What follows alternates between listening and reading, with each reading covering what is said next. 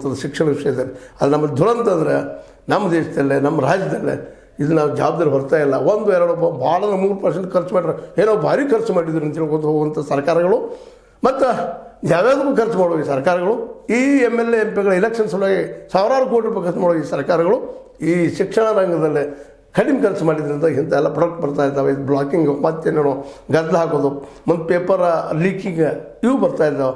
ಹೀಗಾಗಿ ಆ ಒಂದು ವಿಜ್ಞಾನಕ್ಕೆ ಅನರ್ಹರಾದಂಥ ವ್ಯಕ್ತಿಗಳು ಭಾಳಷ್ಟು ಬರೋದರಿಂದಾಗಿ ಇಲ್ಲಿ ದುಡ್ಡು ಮಾಡೋದು ದಂಧೆ ನಡೆದ ವಿನಃ ಇಲ್ಲೊಂದು ಆವಿಷ್ಕಾರಗಳನ್ನು ಹೊಸ ವಿಚಾರಗಳನ್ನ ಹುಟ್ಟಾಕುವಂಥ ವಿಜ್ಞಾನಗಳು ಇಲ್ಲಿ ಬರ್ತಾ ಇಲ್ಲ. ಇದಕ್ಕೆ ಕಾರಣ ಅಂದ್ರೆ ನಮ್ಮ ಸರ್ಕಾರಗಳ ಬೇಜವಾಬ್ದಾರಿ ನಡತೆ ಅನ್ನೋದು ಎರಡು ಮಾತಿಲ್ಲ. ಈ ದಿವಸ ನಿಮಗೇನು ಅನ್ನಿಸ್ತದ?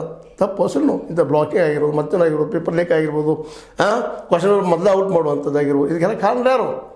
ಇದಕ್ಕೆಲ್ಲ ಕಾರಣ ನಮ್ಮ ಸರ್ಕಾರಗಳು, ಕೇಂದ್ರ ಆಗಿರ್ಬೋದು, ರಾಜ್ಯ ಸರ್ಕಾರ ಆಗಿರ್ಬೋದು, ಇಬ್ಬರು ಹೊಣೆಗಾರ ಅಂತ ಹೇಳ್ತಾ ಇದು ನಿಮ್ಮ ಲ್ಯಾಕ್ ಆಗಿರ್ಬೋದು. ಈಗ ಸಾಬೀತು ಆಗಿದೆ ಮಧ್ಯವರ್ತಿಗಳು ವಿದ್ಯಾರ್ಥಿ ಇದ್ದಾರೆ ಅಂತೇಳಿ ಕೋಚಿಂಗ್ ಸೆಂಟರ್ಗಳು ಅಟ್ಲೀಸ್ಟ್ ಅವ್ರು ಬಂದ್ ಮಾಡಲಿಕ್ಕೆ ಅವ್ರ ಮೇಲೆ ನಾವು ತಪ್ಪು ಆಗ್ತದೆ. ಯಾಕಂದ್ರೆ ಆ ಮಧ್ಯವರ್ತಿಗಳ ಏನು ಕೋಚಿಂಗ್ ಸೆಂಟರ್ದಲ್ಲಿದ್ದಾರೆ ಇವರಿಗೆ ಇಲ್ಲೇ ಸರ್ಕಾರದ ಮೂಲಕ ನೌಕರಿ ಕೊಟ್ಟಿದ್ರೆ ಇವತ್ತು ಅವರು ಪಾಪ ದಂಧೆಗೆ ಇಡ್ತಾ ಇರಲಿಲ್ಲ. ಮತ್ತು ಮನುಷ್ಯನ ಸ್ವಭಾವನ ರೀ ವರ್ಷದಲ್ಲ ಕೋಟ್ಯಾಧೀಶ ಆಗಬೇಕು, ಅಬ್ಜಾಧೀಶ ಆಗಬೇಕು ಅಂತೇಳಿ ಅಂಥ ಅಬ್ಜಾಧೀಶ ಕೋಟ್ಯಾಧೀಶದ ಕನಸುಗಳಿಗಾಗಿ ತಪ್ಪೆಜ್ಜುಡುವಂಥ ಕೆಲಸ ಆಗ್ತಾ ಇರಲ್ಲ.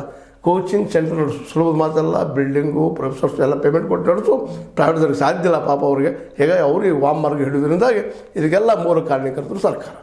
ಇದಕ್ಕೆ ನಿಮ್ಮ ಒಪ್ಪಿಗೆ ಅದನ್ನ ಇಲ್ಲನ ಇಲ್ಲಂದ್ರೆ ಇಲ್ಲ ಅಂತೇಳಿ, ಒಪ್ಪಿ ಅಂದ್ರೆ ಒಪ್ಪಿ ಅಂತ ಹೇಳಿ ಡಿಸ್ಕಷನ್ ಮಾಡಿರಿ. ಈ ವಿಷಯ ಭಾಳ ಮುಖ್ಯ ಅದ. ಯಾಕಂದ್ರೆ ನಮ್ಮ ದೇಶ ಉಳಿದು ನಮ್ಮ ಮಕ್ಕಳ ಶಿಕ್ಷಣದಿಂದ, ಅದು ಹೈಯರ್ ಎಜುಕೇಷನ್, ವೈಜ್ಞಾನಿಕ ಮತ್ತು ವೈಚಾರಿಕತೆಯಿಂದ ಅಂತ ಹೇಳ್ತಾ ನಿಮಗೆ ಲೈಕ್ ಮಾಡಿ, ಶೇರ್ ಮಾಡಿ, ಕಮೆಂಟ್ ಮಾಡಿ, ಜೊತೆಗೆ ಸಬ್ಸ್ಕ್ರೈಬ್ ಮಾಡೋದು ನಿಲ್ಲಿಸಿ ಹೋಗ್ಬಾರ್ದು. H16 ನ್ಯೂಸ್ ಅಥವಾ ಸಹಿಸಿ ತರಬೇತಿ ಸಂಸ್ಥೆಗಳು ವಂದನೆಗಳು. ನಮಸ್ಕಾರ.